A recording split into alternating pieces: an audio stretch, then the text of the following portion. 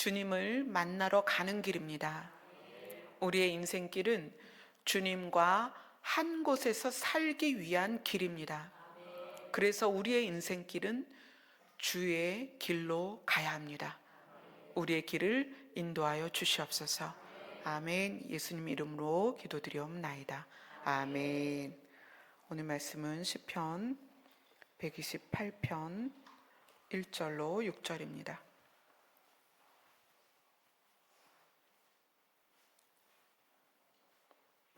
찾으셨으면 다 같이 읽겠습니다. 시작. 여호와를 경외하며 그의 길을 걷는 자마다 복이 있도다. 내가 내 손이 수고한 대로 먹을 것이라. 내가 복되고 형통하리로다.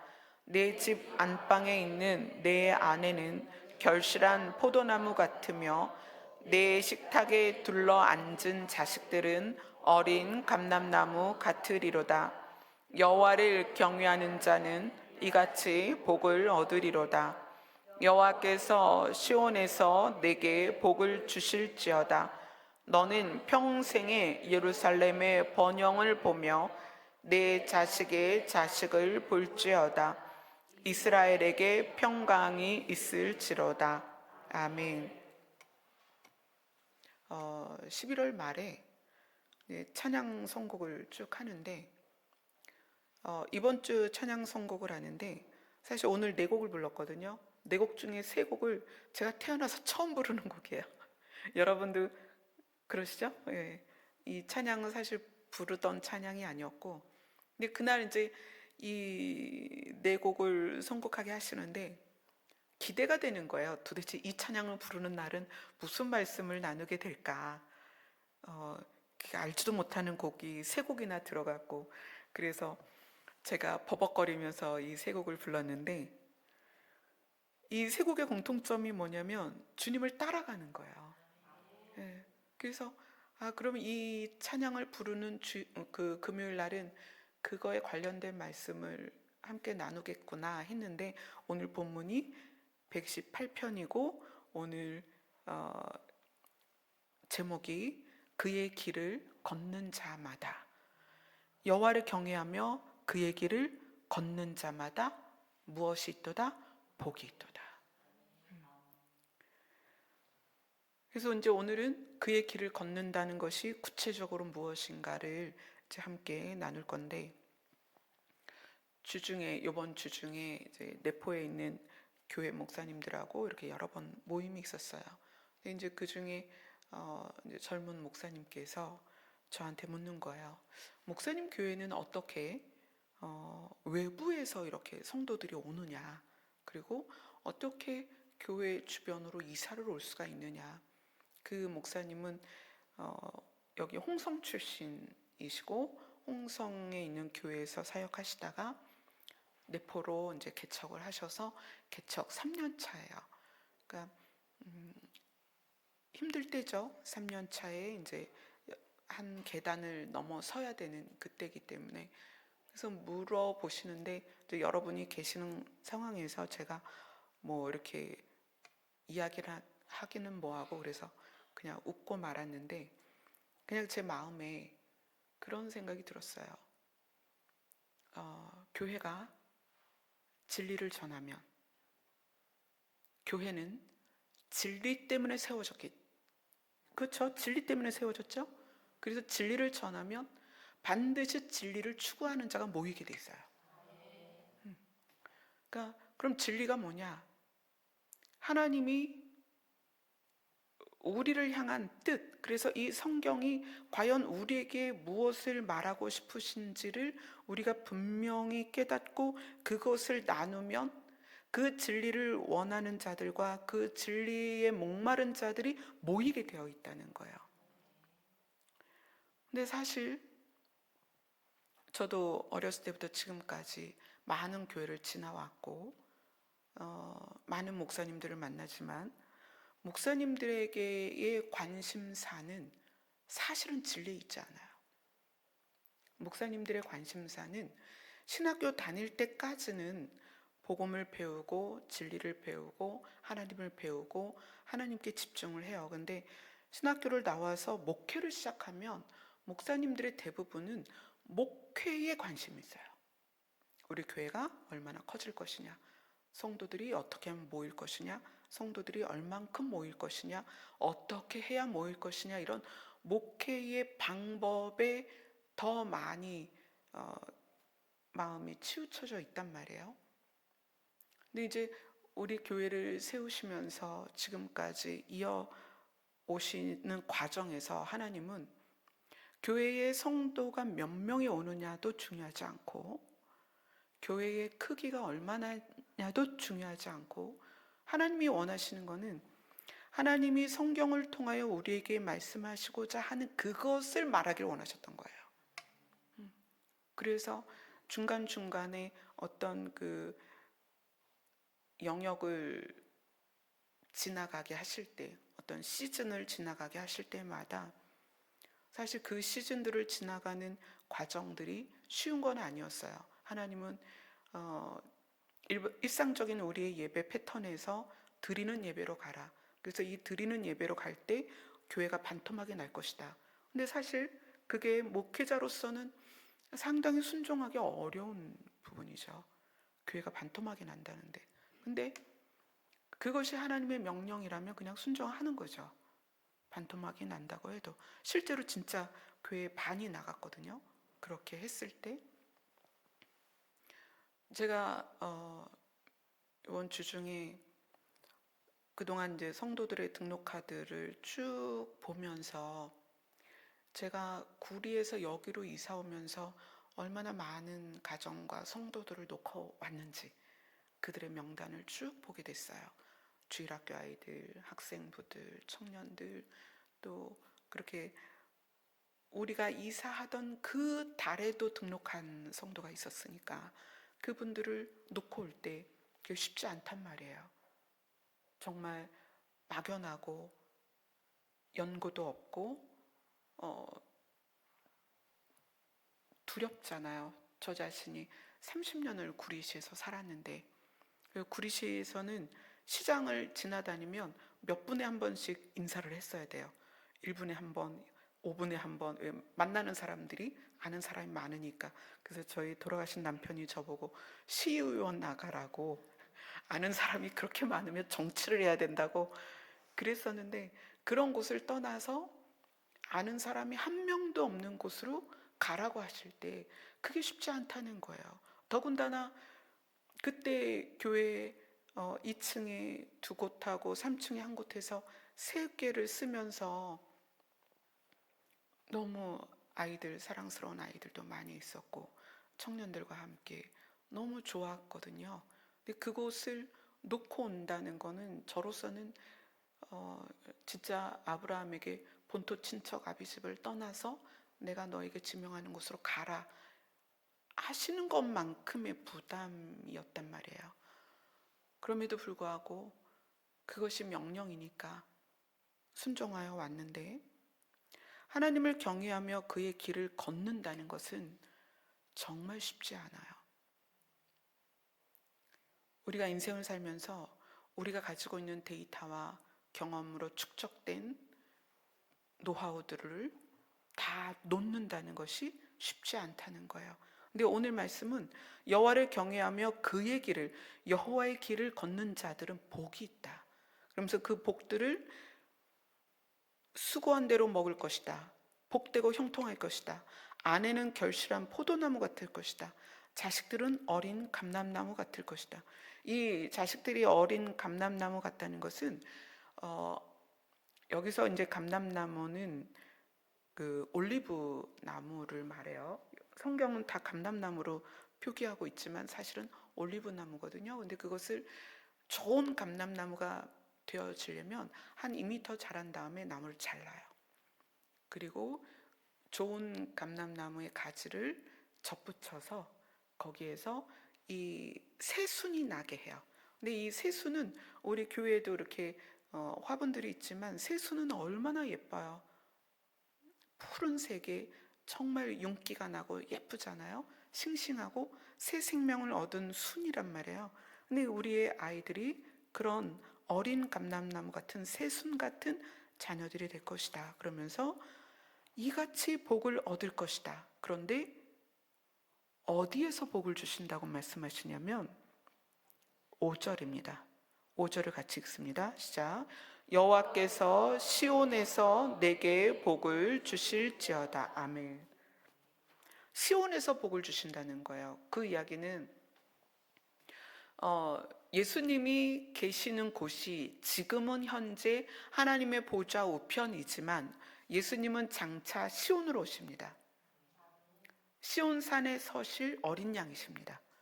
그래서 그 시온산에 예수님이 서시게 될 때 우리는 모두 그분 앞에 서게 될 것이고, 이제 그때부터는 영원토록 우리에게는 화도 사망도 슬픔도 아픔도 어둠도 없을 것입니다. 시온에서 시작되는 복은 여러분이 들어본 적도 없고 경험해 본 적도 없고 눈으로 본 적도 없는 복이 될 것입니다. 그래서 하나님이 여호와를 경외하며 그의 길을 걷는 자마다 그 길의 끝에 시온에 서신 예수님을 만나게 될 것이고, 그때 받는 복은 너희가 상상할 수 없는 복이다. 그러면 그의 길을 걷는 자마다, 여기서 우리 성경에서는 그의 길을 이렇게 표현하고 있는데 사실 영어 성경은 길들 이렇게 나와요. 복수예요. 그래서 이 길들이 뭐냐, 그 중에 가장 중요한 거 2가지만 보겠습니다. 길이라는 것은 반드시 목표점이 있고 그 다음에 길이 있다는 건 방향이 있는 거예요. 어느 길은 북쪽으로, 어느 길은 동쪽으로 방향이 설정이 돼요. 그래서 길이라는 단어 하나는, 이 길이라는 단어 하나로 방향과 목적지에 대한 개념을 갖게 되는 거예요. 그래서 하나님이 말씀하시는 하나님의 길은 방향이 있고 목적지가 있습니다. 마태복음으로 가볼게요. 마태복음 3장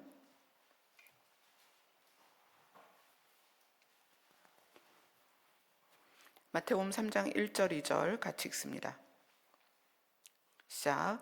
그때 세례 요한이 이르러 유대 광야에서 전파하여 말하되 회개하라 천국이 가까이 왔느니라 하였으니, 예수님의 오심을 미리 그 길을, 주의 길을 준비하고 그의 길을 곧게 해야 하는 사명을 가진 세례 요한이 무엇을 전파하기 시작했냐면 회개하라 천국이 가까이 왔느니라.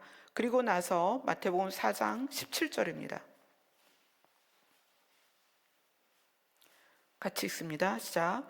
이때부터 예수께서 비로소 전파하여 이르시되 회개하라 천국이 가까이 왔느니라 하시더라. 예수님이 세례 받으시고 그 다음에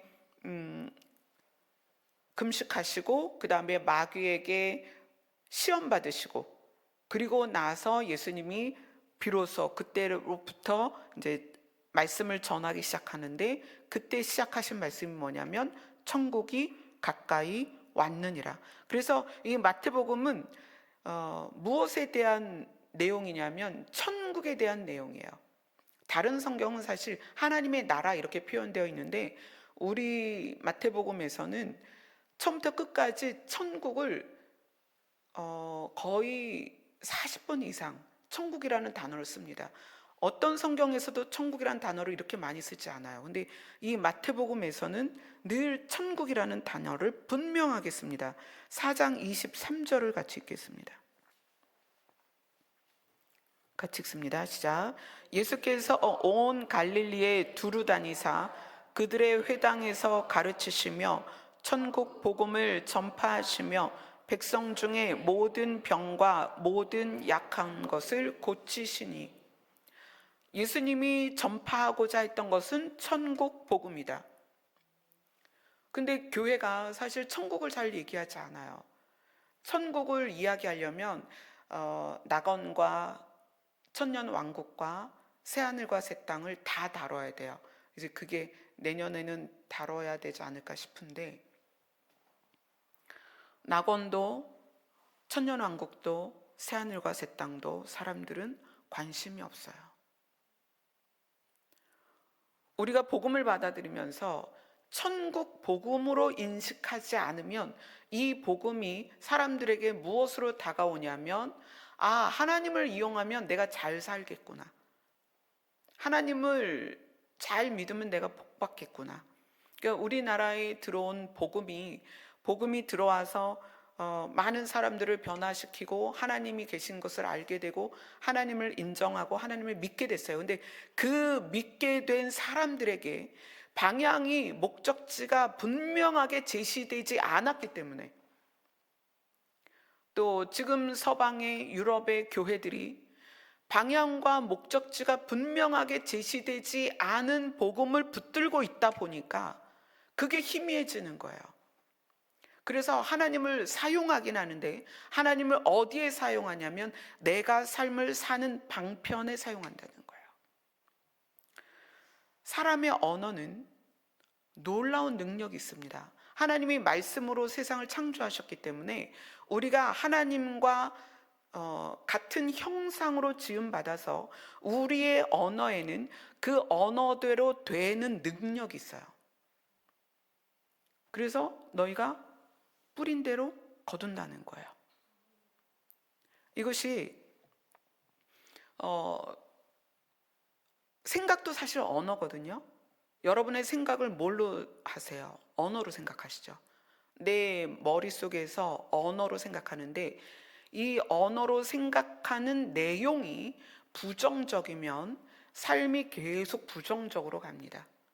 생각이 부정적이면 내 언어가 부정적인 거예요. 그러면 부정적인 언어가 부정적인 시각을 갖고 부정적인 가치관을 갖고 부정적인 행동을 해서 결국 관계가 깨지고 삶이 깨지고, 자기가 아무리 열심히 노력하여 부를 축적해도 그 부를 잃어버리게 돼 있어요. 근데 생각이 긍정적이면 긍정적인 언어를 쓴다는 거예요. 그래서 이 긍정적인 언어가 자기의 삶의 태도를 바꾸고 언어를 바꾸기 때문에 삶에서 많은 좋은 결실들을 맺고, 또 관계도 굉장히 좋은 관계를 갖기 때문에 성공할 수가 있어요. 그래서 긍정의 힘이라는 책이 한 2000년대 초 그때쯤에서 긍정의 힘이라는 책이 우리나라를 휩쓸었죠. 사실은 세계를 휩쓸었어요. 긍정의 힘. 맞는 말입니다. 긍정의 힘이 있어요. 왜냐하면 그게 언어의 힘이기 때문에 그래요. 우리의 긍정적인 사고는 내가 쓰는 언어가 긍정적이기 때문에 긍정적인 사고를 하는 거예요. 그래서 그것이 유튜브에 여러 번 찾아보시면 끌어당김의 법칙이라는 게 있어요. 그걸 가장 적절하게 잘 사용한 게 여의도 순복음교회에서 조용기 목사님이 그것을 복음과 잘 연결해가지고 그것을 실생활에서 사실 드러나게 했습니다. 그래서 끌어당김의 법칙이라는 것은 내가 언어로서 무엇을 원하고 간절히 원하고 그것을 나의 안에 가득 채울 때, 그 언어들을 가득 채울 때 그렇게 된다. 맞습니다. 돼요. 그래서 우리나라에 복음이 들어오고 복음으로 말미암아 질병이 떠나고 가난이 떠나고 복을 받고 부자가 되고 건강해지고 우리나라가 이렇게 한강의 기적을 이뤘습니다. 이 한강의 기적을 이루는 데에는 교회 내의 기독교인들, 성도들의 하나님을 향한 기도, 뭘 끌어당겼을까요? 우리나라의 가난을, 우리나라의 질병을, 우리나라의 어둠을, 우리나라의 사단의 능력을 하나님 앞에서 깨트리고 파쇄하고 성공하고 그래서 하나님의 능력이 우리 일상 가운데 풀어지기를 엄청나게 기도를 했습니다. 그래서 빌리그레암 목사님이 오셨을 때에는 70년대 초반이죠. 그때는 여의도에 지금은 여러분 상상도 할 수 없는 그런 인파가 모여서 기도하며 하나님께 부르짖었어요. 하나님은 성경에 그렇게 말씀하십니다. 내 귀에 들린 대로 내가 시행할 것이다. 그런데 교회가 또는 그 긍정의 힘을 가지고 있는 성도들이 또는 복음으로 말미암아 어둠에서 옮겨진 천국 백성이 된 성도들이 방향성이 없이 복을 구했다는 거예요. 이게 문제가 되는 거예요. 반드시 복음에는 천국 복음이어야 합니다. 반드시 천국 복음이어야 해요. 그래서 이 천국 복음을 가지고 일상을 살면서 하나님이 주시는 복을 누리되 그 하나님이 주신 복이 천국 가는 길을 방해한다면 그 삶에서 누리는 복도 포기할 수 있어야 되는 거예요. 근데 방향과 목표가 사라진 그 사라진 상태에서 하나님을 통한 복을 맛보고 승리를 맛보고 빛을 맛본 우리의 1세대가 방향과 목적을 잃어버리고 나서 그 다음 세대들이 방향과 목적을 배운 적이 없다는 거예요. 제가 어려서부터 지금까지 55년 신앙생활하면서 하나님의 나라에 대하여 정말 가슴 절절하게 설명해 주시고 설교하는 걸 들어본 적이 별로 없어요. 모든 말씀을 다 우리 삶에 적용시켰어요. 이렇게 하면 복 받는다. 이렇게 하면 질병이 떠나간다. 이렇게 하면 사단의 능력을 이긴다. 이렇게 하면 사단의 역사를 막을 수 있다. 그래서 저는 하나님의 나라와 그 천국에 대한 소망이 없이 성장했다는 거예요. 그러니까 늘 마음이 힘들고 슬프고 눌려있고 어둡고 열심히 하지만 그래서 그 성과가 있었지만 그것이 그닥 기쁨이 되지 않는 거예요. 어떤 거로 위로를 받아도 그 위로가 저의 진정한 위로가 아니었어요. 근데 하나님께서 마지막 때를 열어주시면서 그 마지막 때를 통하여 저에게 하나님의 나라를 알려주시고 저를 이 몸 안에서 꺼내서 지구 밖으로 꺼내주시면서 너희가 있는 곳이 이런 곳이다. 나는 너희를 이곳에 머물러 있게 하고 싶지 않다. 나는 너희를 구원하러 왔다. 내가 너희에게 줄 것은 너희가 눈으로 본 적도 없고 귀로 들어본 적도 없고 마음으로 생각해 본 적 없는 것이다. 나는 너희가 그것을 누릴 수 있는 자격이 이미 내 아들 때문에 주어졌으니까 나는 너희가 그것을 잃지 않았으면 좋겠다. 그런데 교회 안에 복음을 말하는데 천국 복음으로 전하지 않는다는 거예요. 우리가 이 땅에서 살아가는 데 있어서 어떻게 하면 좀 더 편하게, 그래서 그것을 잘 산다 이렇게 표현하죠. 여러분, 잘 사는 게 뭘까요? 잘 사는 거요? 이 땅에서 아무리 잘 산다는 개념 안에 잘 살아도 죽을 때 그 어떤 것도 내게 아니에요. 여러분이 잘 산다는 것은 하나님의 나라에 가도록 사는 거예요. 그게 진짜 잘 사는 거예요. 제가 하나님의 나라를 완전히 깨닫고 나니까 이 땅에서 누림과 누리지 못함의 그 경계가 허물어졌어요. 아무것도 아닌 거예요. 그래서 바울이 그렇게 표현했잖아요. 나는 부에 처할 줄도 알고, 나는 빈, 가난함에 처할 줄도 알고, 나는 양쪽에 있어도 아무렇지도 않아. 부요해도 그것의 마음을 빼앗기지 않고, 가난해도 그것의 마음 뺏기지도 않고, 나는 아무렇지도 않아. 왜? 바울의 목표는 하나님의 나라였기 때문이에요. 그가 삼층천에 가서, 낙원에 가서 말할 수 없는 것을 보고 왔거든요. 하나님께서 저에게 하나님의 나라에서 제가 어떤 모습으로 있을지를 순간적으로 보여주셨어요.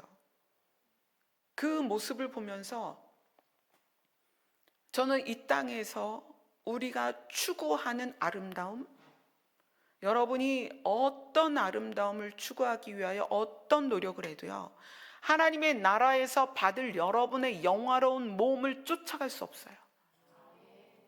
여러분이 아무리 노력하여서 여러분이 뭐 머리를 어떻게 하고 피부를 어떻게 하고 눈을 어떻게 하고 여러분이 어떤 그 몸태를 가져도 하나님 나라에서 하나님이 여러분에게 주실 몸하고는 비교가 안 돼요.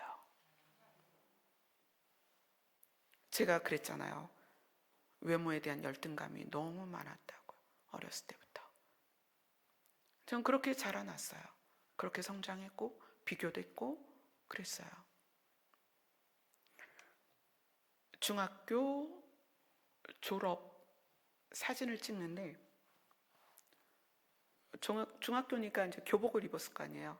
교복 입고 그때는 이제 짧은 커트였는데, 여학생이 사진을 찍는데, 그때는 이제 그 증명사진 같이 그렇게 사진을 찍어주시는 아저씨가 학교에서 한 사람씩 이렇게 앉혀갖고 사진을 찍는데, 제가 딱 앉았어요. 그랬더니 아이 그 자식 잘생겼네 그러고 사진을 찍어주시는 거예요. 그렇지 않아도 제가 그 외모에 대한 열등감으로 막 그렇게 청소년기를 또 보내고 있는데, 그 자식 잘생겼다고 아저씨가 하시는 바람에 제가, 그게 좋게 생각하면 되게 좋은 말이거든요. 근데 열등감이 있는 저로서는 나는 남자같이 생겼나 보다, 예쁘지 않구나로 듣는 거예요. 늘. 근데 하나님께서 하나님의 나라에서 제가 받을 그 영화로운 모습을 보여주셨는데, 여러분 그건 상상도 할 수 없는 모습이에요.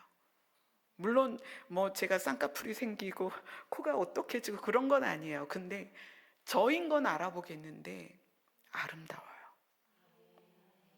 여러분 모두가 그렇습니다. 하나님의 나라에서 여러분인 걸 알아볼 수 있는데 아름답다는 거예요. 정말 아름다워져요. 여러분 걱정하지 마세요. 좀 남들보다 뚱뚱할 수도 있고 배가 나올 수도 있고 머리숱이 없을 수도 있어요. 하나님의 나라에 가면 그런 거 다 소용없어요. 그건 이 땅에서만 가지고 있는, 우리가 각자 가지고 있는 조건들이에요. 그건 정말 하나님의 나라에 가면 아무것도 아니에요.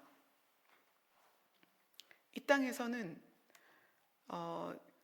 70 넘으시면 그 이후에는 그분이 미스코리아든 뭐 예전에 발레를 했던, 예전에 배추 장사를 했던 상관없이 거의 비슷비슷해지잖아요. 그죠? 저도 50 중반이 돼서 이제 60을 향해 달려가는데, 저도 이제는 그냥 거울을 보면서 더 이상 노력하지 말자. 노력해도 안 될 것 같다. 이제 막 포기하는 쪽으로 가고 있어요. 그죠? 이제 60 넘고 70 넘고 그러면 아무리 노력해도 안 되는 한계에 부닥쳐요. 그런데 우리의 이 외모는 이 땅에서 70년, 80년 동안만 필요한 거예요. 하나님의 나라에서는 각자의 너무나 완벽한 아름다움으로 영원히 살 것입니다. 아멘. 그래서 이 땅의 모습은 여러분 기억도 안 나요. 뭐 좀 남들보다 다리가 10cm 짧을 수도 있죠. 그럼 그게 엄청 고민되잖아요. 하나님 나라 가면 정말 아무것도 아니에요. 땅도 안 밟고 날아다닐 텐데, 그죠? 복음은 천국을 빼놓으면 복음이 아닙니다. 반드시 천국이 붙어야 돼요. 천국 복음. 그래서 마태복음은 복음을 천국 복음이다라고 3번이나 표현을 합니다. 그래서 여러분이 주의 길을 간다, 또는 그의 길을 따라간다면 그 길의 목적지와 방향은 천국입니다.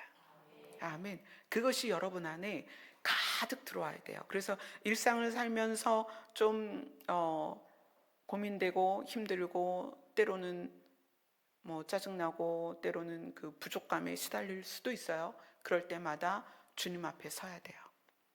주님으로부터 그 천국 복음을 다시 들어야 됩니다. 그러니까 그 끌어당김의 법칙이나 긍정의 힘이나 그 순복음에서 말하는 오중 축복 뭐 이런 것들이 돼요, 진짜. 왜냐하면 언어는 우리가 내뱉으면 하나님이 천지를 말씀으로 창조하신 것처럼 그것이 우리에게 실현이 됩니다. 그래서 그 언어가 내 생각에 적용돼서 나를 바꿔요. 굉장히 많이 바꿔요. 바꾸는 능력이 있습니다, 언어는. 그래서 여러분들이 긍정적인 언어와 좋은 언어를 쓸 필요가 충분히 있습니다. 그러나 그것이 우리를 천국으로 데려가진 않습니다. 그래서 1세대 교회가 그런 끌어당김의 법칙처럼 하나님이 우리에게 주신 언어의 능력을 잘 사용했어요. 그런데 그 언어의 능력이 우리나라가 부강해지고 교회가 부흥하고 믿는 사람들이 많아지고 질병이 떠나고 사단의 능력을 이겨내는 그런 데는 쓰임을 받았는데 그 언어의 능력으로 무엇을 빠뜨렸냐면 천국 복음을 전하는 걸 빠뜨렸다는 거예요. 그게 굉장히 아쉬워요. 그래서 그 다음 세대들이 천국 복음 없이 어른으로부터 하나님께 기도 열심히 하고 예배 잘 드리면 시험도 잘 보고 좋은 대학 가고 좋은 직장 가고 돈 많이 벌고 사업 잘 되고 이렇게 받아들였다는 거죠. 어쩌면 그 끌어당김의 법칙으로 내가 원하는 것을 끌어당기는 것이 우리에게는 화가 될 수 있다는 거예요. 우리의 언어는 반드시 하나님의 나라를 원해야 됩니다.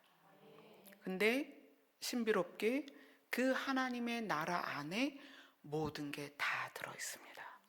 아멘. 여러분, 하나님의 나라를 구하면 그 안에 다 있습니다. 하나님이 이 땅에서 필요한 것까지 다 주세요. 그것이 이미 말씀 안에서 여러분이 매번 보고 듣고 배운 거예요. 여러분의 복음은 천국 복음이다. 아멘. 자, 그 다음에 그의 길을 걷는 자. 하나님의 길을 걷는다는 건 어떤 것일까요? 고린도전서로 갑니다.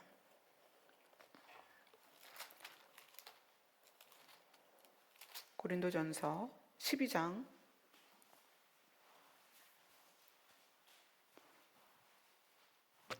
31절입니다.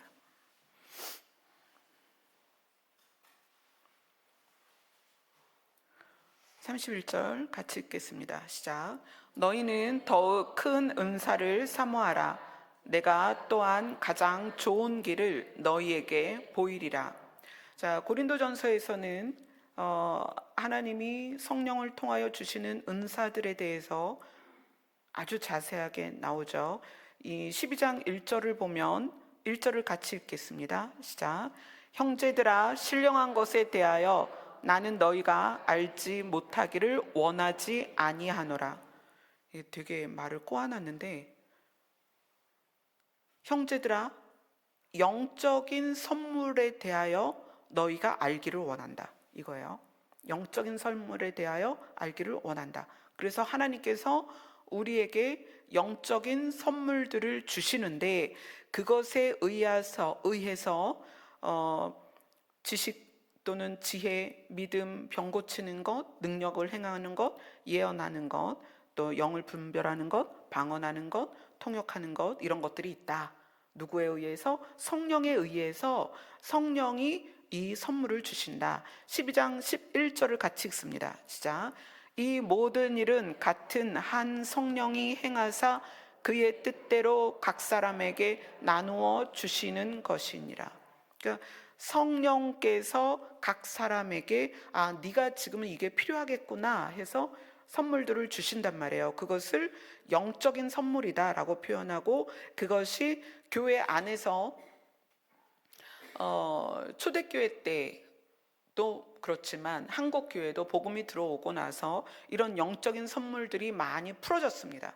왜냐하면 한국에 복음이 들어오기 전에 굉장히 악한 영들이 많이 사람들을 휘어잡았기 때문에 그것을 이겨내기 위해서 영적인 선물들이 풀어지고, 그래서 예언을 하고 계시를 하고 영들을 분별하고 또 축사를 하고 병을 고치고 그런 일들이 많이 있었습니다. 그런데 그것을 주신 이유가 있다는 거예요. 주신 이유를. 그 중에서 뭘 대표적으로 보냐면 13장에서는 14장을 보겠습니다. 고린도전서 14장 1절을 보겠습니다. 같이 읽습니다. 시작. 사랑을 추구하며 신령한 것들을 사모하되 특별히 예언을 하려고 하라.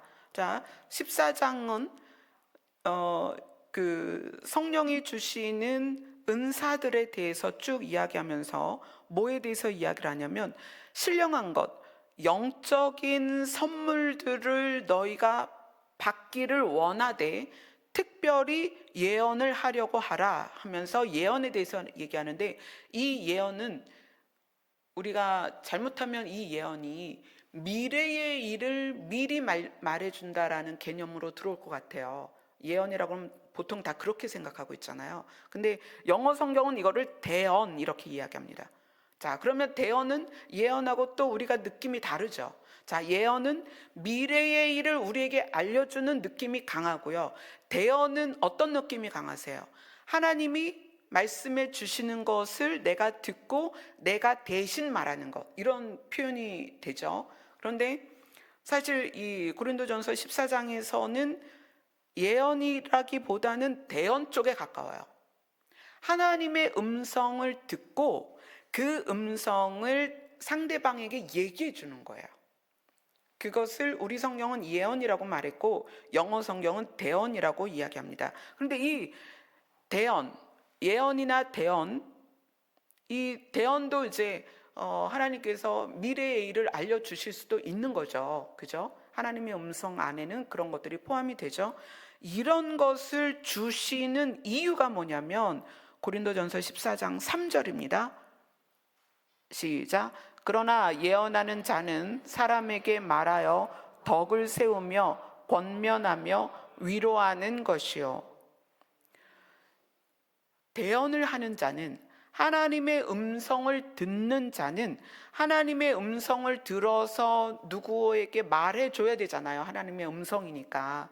근데 하나님의 음성을 들어서 사람에게 말하여 덕을 세우며 권면하며 위로하는 것이요. 그래서 이 덕을 세운다는 것은 뭐냐면 집을 세운다는 거예요. 집을 세운다. 그 대언을 들은 사람을 세워준다. 세운다는 의미는 살려주는 거예요. 그러니까 대언은 반드시 상대를 세워주도록 쓰임 받아야 됩니다. 그 안에 권면이 있다 할지라도 위로와 함께 그 사람을 살려줘야 됩니다. 이것이 기본적인 하나님의 음성이 사용되는 방식이에요. 근데 만약에 하나님의 음성을 듣는다고 하는 사람이 하나님의 음성을 사용하는 데 있어서 누군가에게 무례히 행하거나 누군가에게 상처를 주거나 누군가를 업신여기거나 누군가를 함부로 대하거나 그러면 그것은 그 사람이 하나님의 음성을 대언하는 게 아닐 수 있고, 그죠? 하나님의 음성을 잘못 대언하는 것일 수 있어요. 지금 그것에 대해서 좀 잠깐 볼 텐데 5절을 같이 읽겠습니다. 시작. 나는 너희가 다 방언 말하기를 원하나 특별히 예언하기를 원하노라. 만일 방언을 말하는 자가 통역하여 교회의 덕을 세우지 아니하면 예언하는 자만 못하니라. 자, 바울은 우리가 방언을 하시는 분들은 많죠. 그런데 특별히 하나님의 음성을 들었으면 좋겠다 이렇게 얘기를 해요. 만약에 방언을 말하는 자가 통역하여 교회를 세우지 않으면 하나님의 음성을 듣는 것보단 못하다. 왜냐하면 방언은 하늘의 언어기 때문에 못 알아듣잖아요. 통역이 안 되면 나도 못 알아듣고 상대도 못 알아듣기 때문에 그게 유익하지 않단 말이에요. 그래서 차라리 하나님의 음성을 듣는 자가 더 낫다. 교회의 덕을 세우는 데는 하나님의 음성이 더 좋다는 거예요. 자, 12절, 고린도전서 14장 12절 같이 읽습니다. 시작. 그러므로 너희도 영적인 것을 사모하는 자인즉 교회의 덕을 세우기 위하여 그것이 풍성하기를 구하라. 영적인 것, 성령이 주시는 영적인 선물들은 무엇을 위하여 사용되냐면 교회의 덕을 세우기 위함이다. 교회가 세워지기 위하여 영적인 선물들이 사용된다는 거예요. 14장 26절입니다.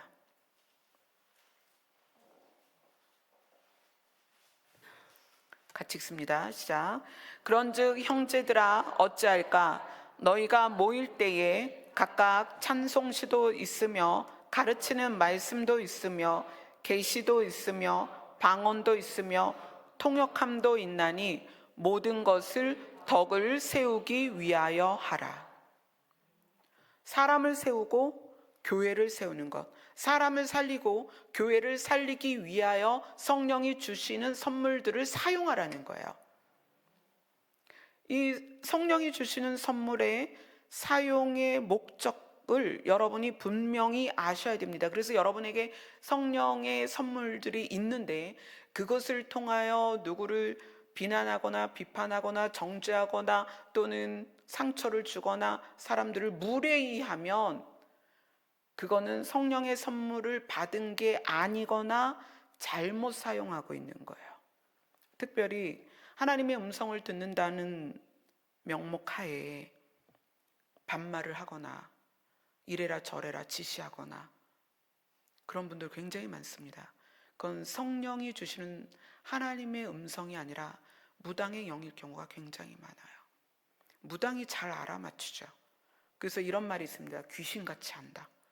귀신이 잘 알아요. 왜 잘 알죠? 귀신은 태초에 우리보다 먼저 있었어요. 그러니까 타락한 천사들이죠. 그래서 그들은 정말 잘 압니다.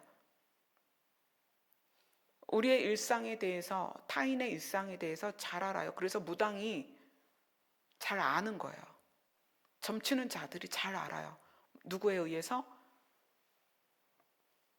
귀신에 의해서. 그걸 듣기 때문에 잘 아는 거예요. 그런데 그들이 겸손해요? 굉장히 무례해요. 그냥 반말 찍찍하고, 그죠? 그래서 성령으로 선물을 받은 자들은 절대 그렇게 하면 안 된다는 거예요. 그래서 고린도전서 8장으로 갑니다. 8장 1절.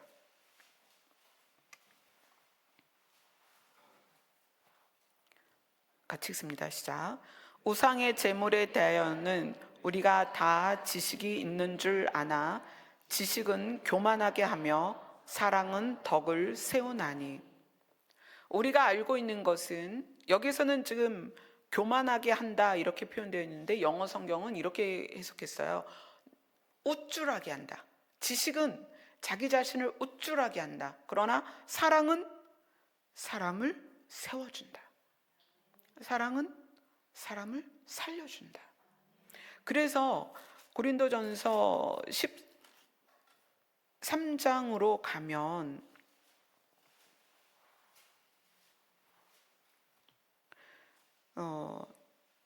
이 12장 마무리를 그렇게 하는 거죠. 너희는 더욱 큰 선물을 사모해라. 성령께서 주시는 그 선물들을 사모해라. 그러나 내가 또한 가장 좋은 길, 그것을 너희한테 보여줄 건데 그 은사를 사용하는 방식을 말하는 거예요. 은사가 다 다양하잖아요.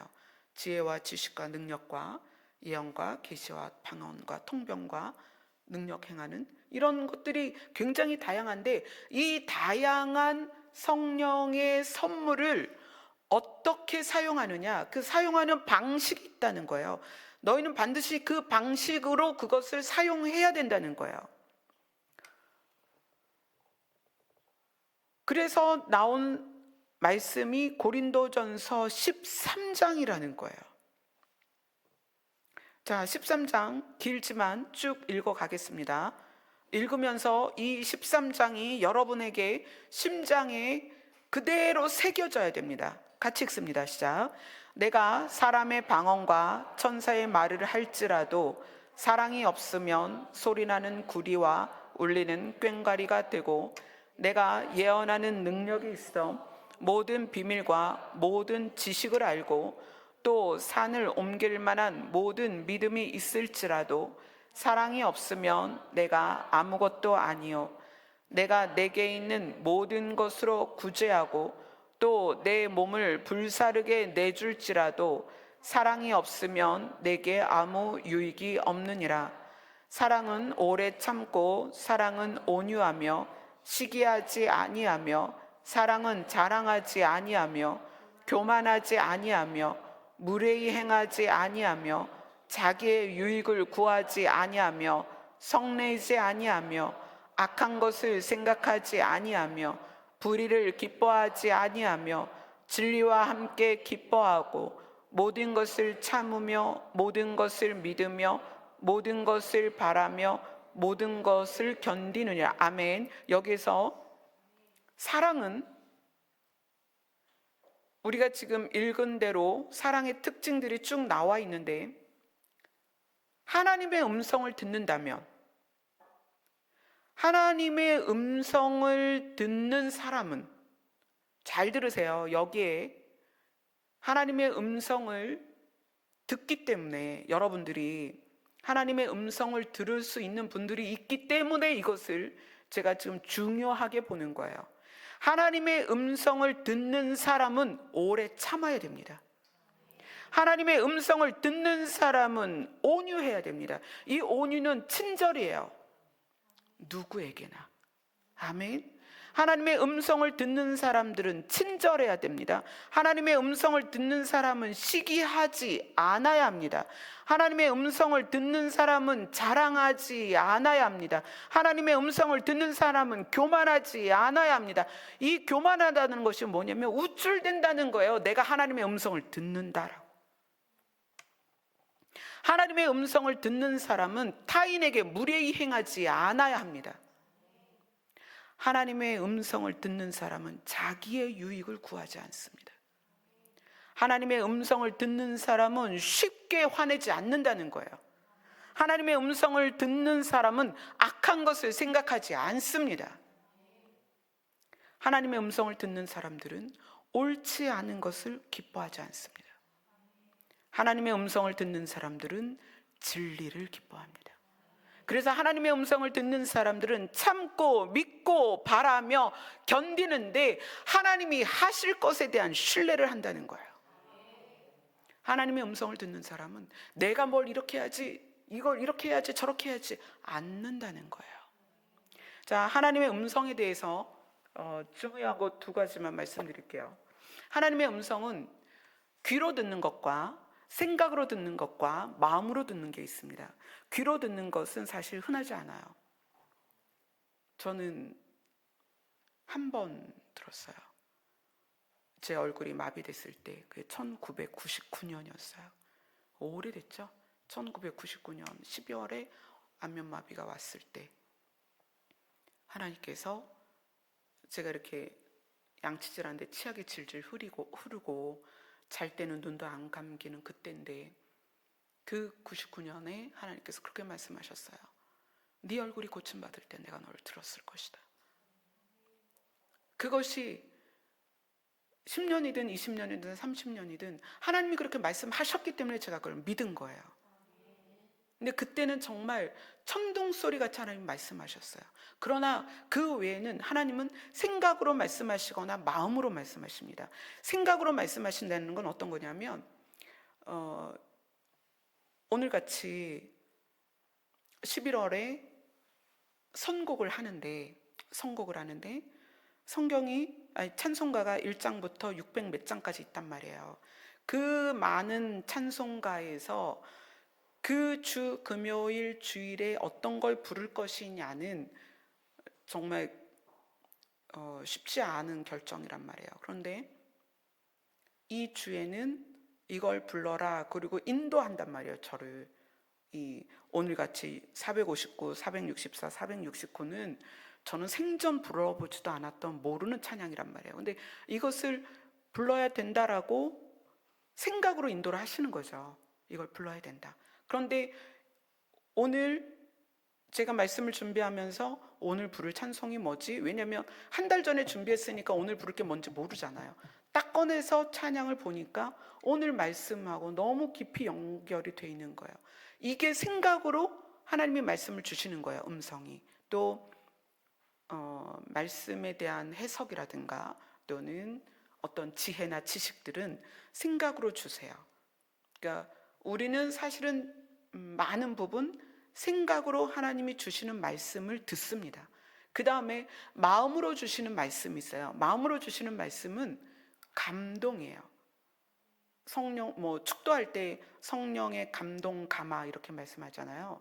감동이에요. 그래서 하나님이 나를 얼마나 사랑하시는지를 그 심장이 저리듯 느끼는 거죠. 그리고 하나님이 우리를 얼마나 섬세히 인도하시는지를 그걸 마음으로 느끼는 거예요. 또 내가 죄인인 게 마음으로 느껴지는 거예요. 때로는 누군가의 상처가 내 마음으로 느껴지는 거예요. 또는 누군가의 아픔이 내 아픔으로 느껴지는 거예요. 이런 것들은 하나님의 음성을 우리가 마음으로 듣는 거예요. 그래서 하나님의 음성은 생각으로 듣기도 하고 마음으로도 듣습니다. 그런데 생각으로 듣는 하나님의 음성이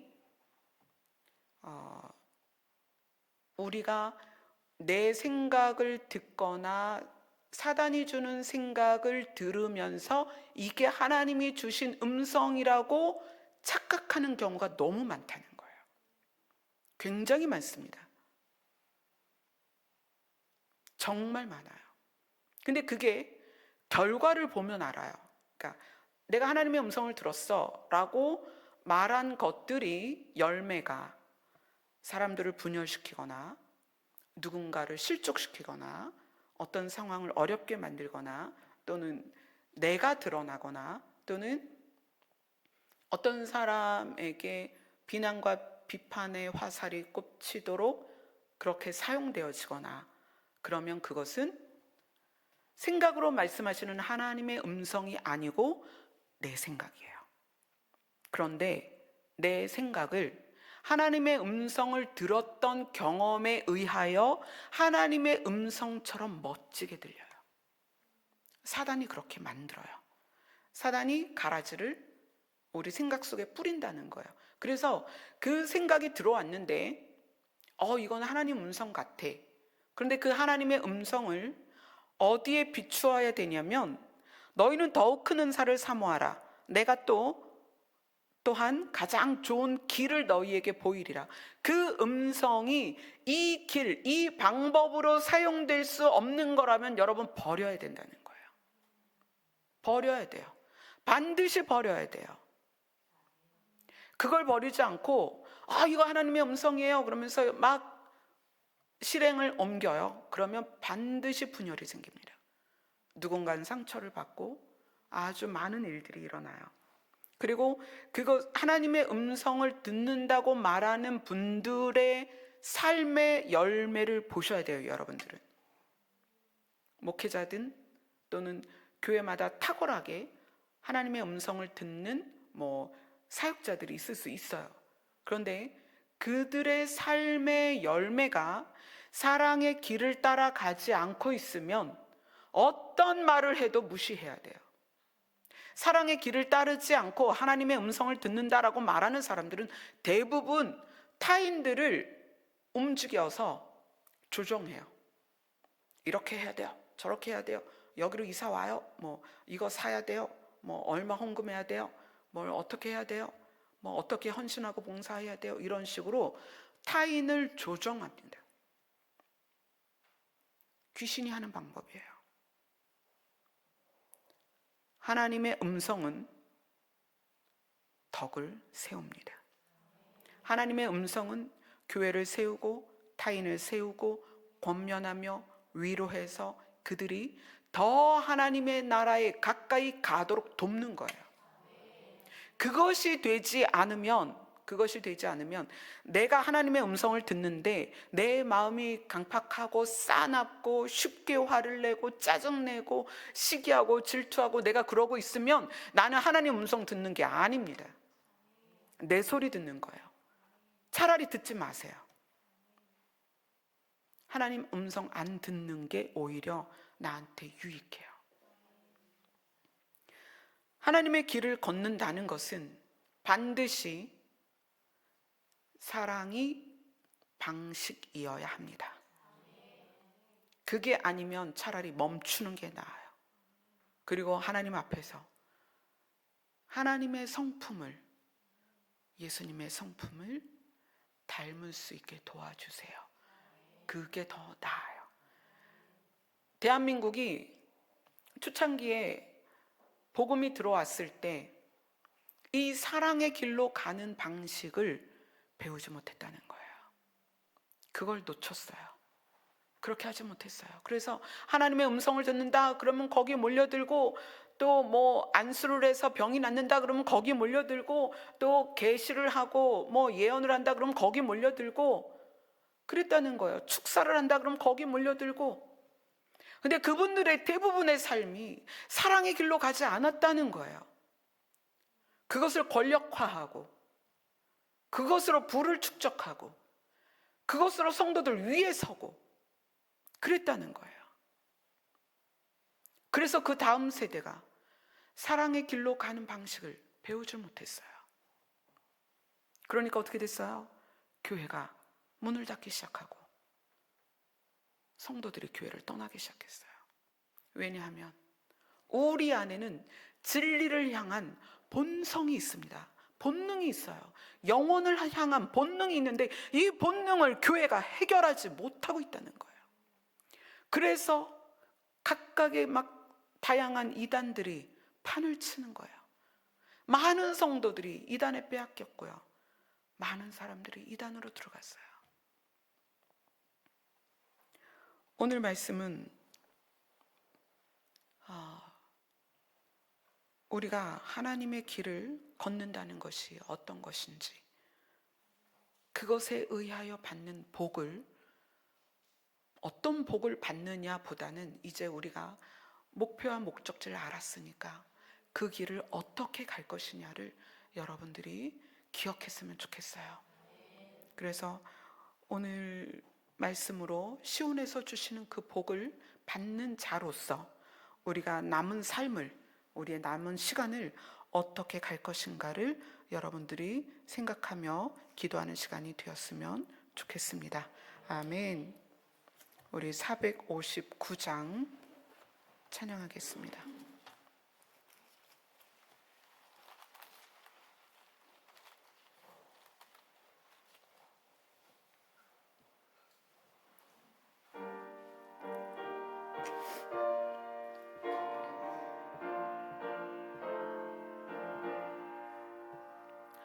누가 주를 따라 섬기려는가? 누가 죄를 떠나 주만 따를까?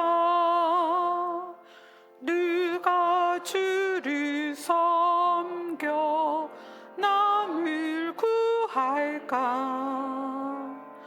누가 주의 뒤를 따라가려나? 부르심을 받아 주의 은혜로 주를 따라가니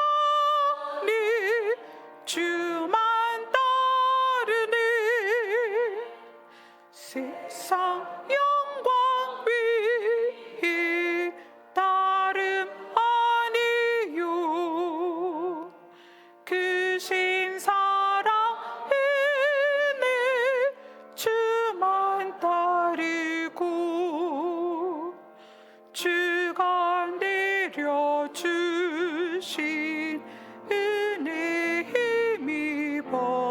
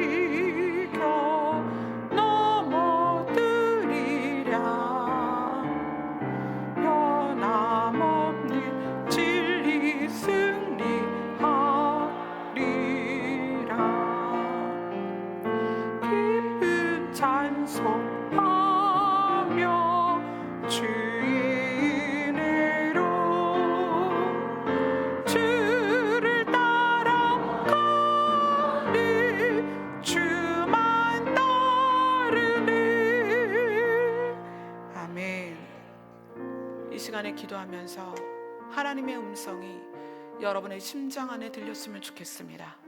하나님의 음성이 여러분 마음 안에 가득했으면 좋겠습니다. 그래서 하나님의 마음을 느끼는 시간이 되었으면 좋겠습니다. 아멘. 기도하겠습니다.